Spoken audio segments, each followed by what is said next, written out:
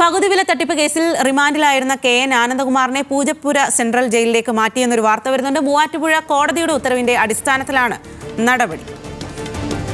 കൂടുതൽ വിവരങ്ങളുമായി VS അനു ആണ് ചേരുന്നത്. VS അനു, ഇപ്പോൾ ഏത് രീതിയിലാണ് ഇപ്പോൾ ഈ ഒരു നടപടി മുന്നോട്ട് പോകുന്നത്?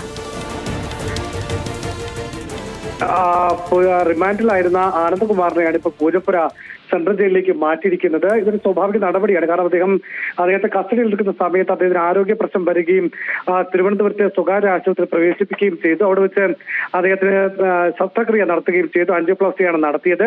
അതിനുശേഷം ആരോഗ്യത്തിന് തൃപ്തികരമെന്ന് കണ്ടതോടുകൂടിയാണ് അദ്ദേഹത്തെ പൂജപ്പുര സെൻട്രൽ ജയിലിലേക്ക് മാറ്റാൻ ഇപ്പോൾ തീരുമാനമായിരിക്കുന്നത്. നേരത്തെ അദ്ദേഹത്തെ തൊടുപുഴയിലേക്ക് അവിടുത്തെ ജയിലിലേക്ക് കൊണ്ടുപോകുമെന്ന് പറഞ്ഞിരുന്നെങ്കിലും ഇപ്പോൾ അദ്ദേഹത്തിന്റെ ഒരു ആരോഗ്യ സർജറി കഴിഞ്ഞ ഒരു സാഹചര്യം കണക്കിലെടുത്താണ് ഇപ്പോൾ പൂജപ്പുര സെൻട്രൽ ജയിലിലേക്ക് മാറ്റിയിരിക്കുന്നത്.